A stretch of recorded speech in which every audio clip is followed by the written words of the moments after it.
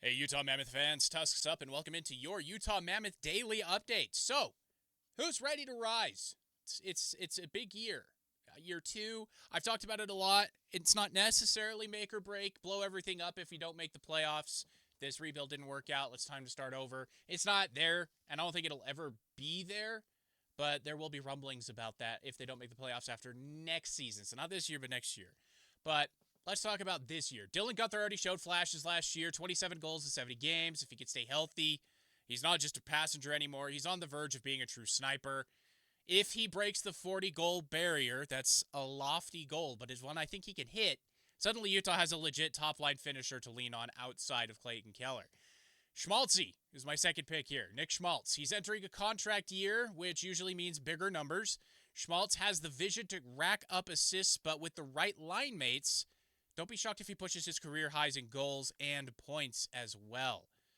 Especially with the CBA coming up with the new higher salary cap, players are going to be playing that much harder to get those career highs, so Schmaltzy could be one of those guys. And keep your eye on Sean Durzi. Last season was stop and start with injuries, but he's had a full healthy offseason. As a right shot defenseman who can move the puck and quarterback a power play, he could become the backbone of this blue line, alongside guys like Sergachev and Schmaltz. I almost said Schmaltzy. Nate Schmidt. There's a lot of names we've got here. So while the spotlight often lands on Keller, Cooley, Gunther, Sergachev, even Vimelka, don't sleep on the guys who could rise and tilt this team's ceiling even further upward. Now, let's talk trade rumors because, well, it's fun and it's hockey. So, they're already circling the Mammoth heading into this year. 3 names stand out as potential chips. I've talked about a few of the veterans that could be moved because of the prospect depth behind them. I don't anticipate those moves happening until we get deeper into the season and the young guys just clamor so loudly with their play that they can't be ignored anymore. But so let's first talk about Schmaltzy. I did just hype him up, but if the front office decides not to extend him, he's a prime trade candidate. Contract year players always draw interest from other clubs, especially ones looking for depth and scoring as they get closer to the playoffs. Then there's Barrett Hayton. He hasn't quite lived up to the hype yet, and with so much depth down the middle, his ice time could shrink. Other GMs know the pedigree, so he's not short on suitors. And finally, defenseman Juuso Välimäki. Solid, but with Utah building a crowded blue line, he's a player who could be moved if they need to balance the roster. Guys like Dmitry Simashev spring to mind, along with the free agent signings of Scott Perunovich and Nate Schmidt. The reality, Utah's not desperate to sell, but we're still building here. If a playoff push stalls, or if they want to make a splash, one of those 3 could be packaged for help. That's the business side of hockey, and Utah's no different. And The Athletic just put out an article today about 3 huge megastars that could be on the move, whether it's during the season so that those teams get something back before they reach unrestricted free agency, or, creating some space and making a splash in free agency next offseason. Guys like Connor McDavid. I've talked about this a lot, and I'm going to continue talking about it until Connor McDavid signs an offer sheet somewhere. Connor McDavid. And then you've got Sidney Crosby, who I don't think would come to Utah. He would probably go to Canada somewhere.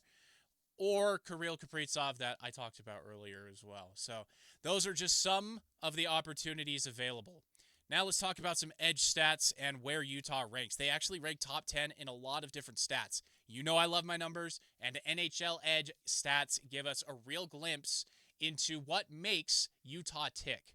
Here's the headline. Utah was top 10 in both high danger shots and mid-range shots last season. That means this team creates quality chances, not just low percentage flings from the blue line, although I would like to see more of those. Individually, Dylan Gunther, Clayton Keller, and even the younger guys like Logan Cooley were ranked in the 90th percentile or better for mid-range shots and goals. That's a core built on dangerous shooting. And speed, Utah was 9th in the league in total bursts over 20 miles an hour. Logan Cooley is flying around in the 96th percentile. Gunther is 93rd. And Barrett Hayton, the same guy I brought up at Trade Rumors, sits at 86th. That's flat out pace, and that's how Utah likes to move. So the numbers back it up.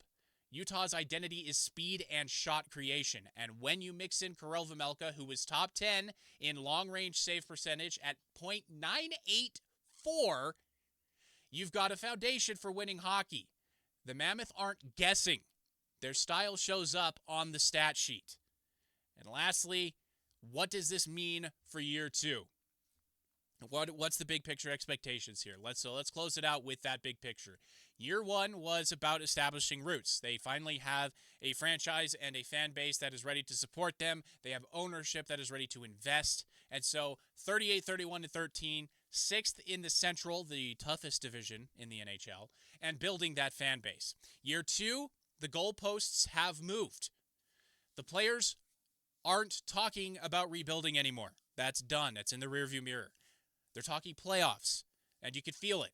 There's no more new team honeymoon. This group knows it needs to prove it can hang with Dallas, Winnipeg, and Colorado. The chemistry is there.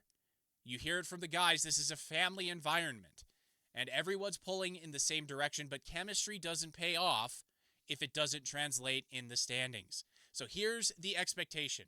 Meaningful hockey in March and April. Anything less will feel like a step backwards. The foundation is in place, and now it's time to take that next step forward. Or I think Bill Armstrong is definitely going to be thinking about making a bigger move as we come to the expanded salary caps coming up. And every time I say we're looking at the playoffs, I think of Jim Mora back in that press conference with the Indianapolis Colts in the 90s. Playoffs? We're talking about playoffs? Yes, we are. We are talking about playoffs in Utah. We were very close last season, and I still think Utah would have made the playoffs had the St. Louis Blues not gone off on a tear in the last month and a half of the season. So that is your Utah Mammoth update for today, and I'll see you guys tomorrow.